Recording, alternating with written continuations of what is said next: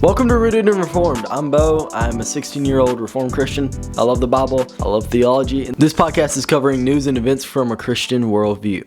So I'm going to start off with this. I had a lot of comments continuing to flow in regarding Halloween. I got one or two in particular that was interesting to me, and it was talking about how they didn't think Halloween was pagan, but they thought Christmas was a pagan holiday, which I think there's a huge, pretty easy argument to make that that's not true. There's a video by Wes Huff that I love to go back to regarding Christmas and why it's not pagan. But I think that'll be a great podcast episode topic. I already talked to one of my friends about it, and he's willing to show up on the podcast and talk about it with me. So I think that'll be awesome to do some deep research on the roots of Christmas.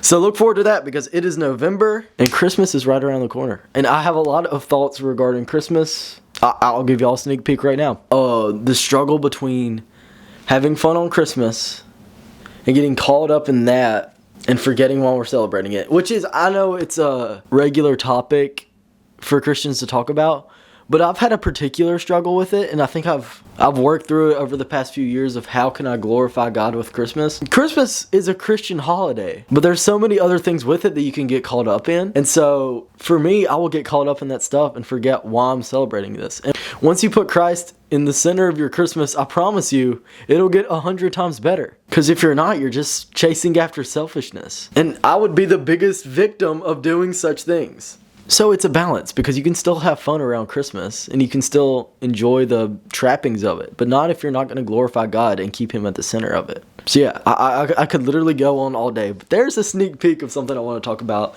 That and is Christmas a pagan holiday? We're going to dig deep into the roots of Christmas and figure it out. Filming this at night because I have been extremely busy. I couldn't release a podcast last week. Time has been hard to come by. So it is 5:14 and I'm filming this podcast. With that being said, tonight I'm probably going to film a podcast regarding worry and anxiety. I really have a heart for that particular topic as a person that struggles with that kind of thing. And I know the answer.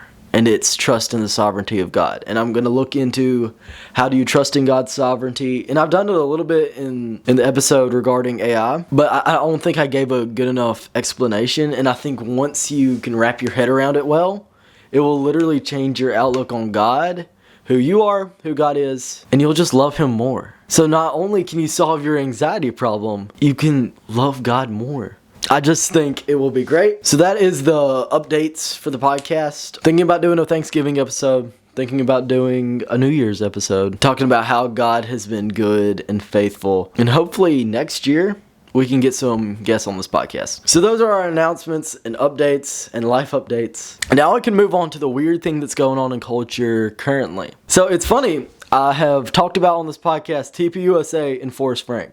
For some reason, they just keep popping up in culture and news. And I feel like this story is so interesting because you can really see the difference between politics and the gospel. So let's get into it. So about a month ago, the NFL put out that they are going to have Bad Bunny sing at their Super Bowl, and he is known for having some horrible lyrics which do not glorify God. And a lot of conservatives were upset about it. A lot of Christians were upset about it. And I think we're starting to notice a pattern that the Super Bowl and their halftime shows are terrible. And they do not glorify God. Some Christian guys saw that this was happening. And they basically said, let's have our own halftime show. This is how I found out in this video. Halftime show for the Super Bowl. Every year, everyone is all up in arms about the performer for the halftime show. And I get it, because 9 times out of 10, it's raunchy as heck. You're seeing stuff you don't want to see. You're hearing stuff you don't want to hear, especially for your kids. So what if we threw together an alternate show at a different venue with just the biggest Christian artist and glorified the name of Jesus on a gigantic scale at a gigantic level? I've already talked to my boy Forrest. He is down to clown. So that was good. That's exciting. And then with that, TPUSA announced that they're going to have their own all-American Super Bowl halftime show. It's like America themed. And so they're going to have their own show and they're going to vote on what kind of music they're going to listen to. So here's that clip. Turning Point USA is able to make a lot of news today by announcing the All-American Halftime Show. This will be a show that is put on by Turning Point for faith, family, and freedom. It's going to be an alternative halftime show, and you don't have to learn Spanish for it. In fact, what music genres would you like to see featured here? Anything in English is the first option. So then I saw this clip of Forrest Frank and Corey Asbury, who I'll get to in a second because there is some controversy regarding him. But I saw this clip with them too, talking about how they tried to join forces with TPUSA to make this Christian event happen, but they had to do it apart from them. So here's that clip. All right, y'all, I've been getting absolutely blown up about this Jesus Bowl 26 alternative halftime show idea. I'm getting tens of thousands of messages and comments. I love it, but I'm here to provide some clarity on this thing. So about a month ago, Forrest and I soft launched this idea of an alternative halftime show. People loved it. It took off. It went viral quickly. Seemed like there was a desire for something like this. And in the midst of that, Turning Point USA announced their own alternative halftime show. No venue, no artist, but they said, hey, we're doing this. So in the spirit of unity, Forrest and I jumped on a call with their team to talk it through. Productive, amicable discussion. But at the end of the day, the two visions are just incompatible. We want this to be a Jesus moment. We want this to be a time where culture is doing one thing and we're doing another. We're glorifying the name of Jesus. We're showing his preeminence. We're worshiping. We're praying. I almost see it like an evangelistic Billy Graham crusade kind of thing where there's a call to the altar. There's a call to give lives to Jesus, and there's just mass salvation taking place across this nation. How beautiful would that be? So that is interesting. Let's talk about Corey Asbury real quick. So he was the worship guy at Bethel Church, and he wrote the famous song Reckless Love of God, and it is my pet peeve. Here's why. Don't get mad at me yet. God's love isn't reckless. I could go on all day about how that does not glorify God, and we need to be careful when we're associating anything with the holy name of God. I have made a whole video about why I do not listen to him and some other guys. If you want to check that video out, link is in the description. But there's been some other things regarding him that I haven't appreciated. And his church, Bethel Church, I would straight up believe is a false church. And there's a lot of emotionalism at that church, a lot of mysticism, and I think we should steer clear of it. Let's just stick to the Bible. My brain just naturally relates to music. I will listen to a song and feel every emotion that they're trying to convey. So I hear every lyric, I understand everything they're trying to convey. That's why I struggle with it, because we need to use it to glorify God.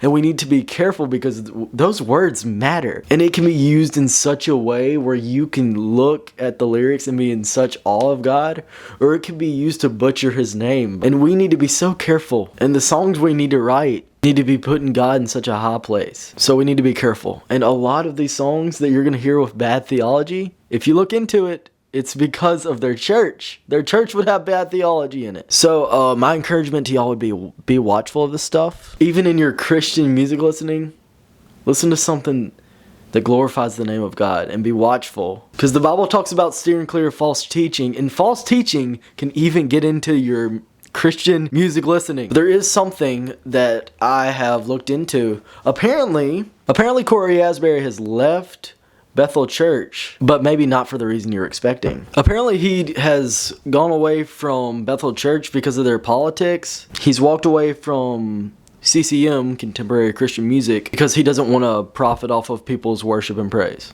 We still need to be very, very careful with him, because he didn't leave his church because of their theology. He left it because of their politics. And so I would just encourage y'all to be watchful. So him and Forrest Frank are making their own halftime show. So of all the 3 halftime shows we have, that one seems the most gospel-centered. We need to be watchful, we need to be careful, but it looks like they're doing some good things. If you're looking for an alternative to the Super Bowl halftime show, I would choose that one. So that would wrap up our news and culture. This is the part of the podcast where I encourage y'all to rate 5 stars if you're on the podcast app, if you enjoyed it. If you didn't, feel free to rate 1 star. If you're on YouTube, subscribe if you liked it. Leave a thumbs up if you liked the video. I haven't said this on the podcast yet, but if y'all could pray for me, That would be amazing. That would be rocket fuel for this podcast.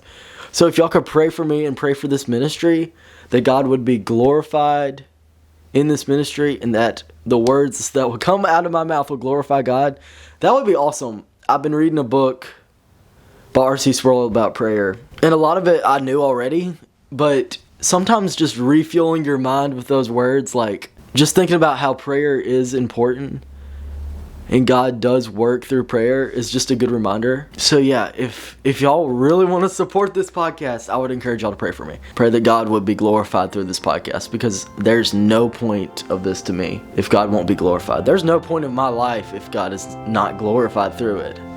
So that would be my prayer. Once again, thank you for watching this podcast, and hopefully I will see you in the next one.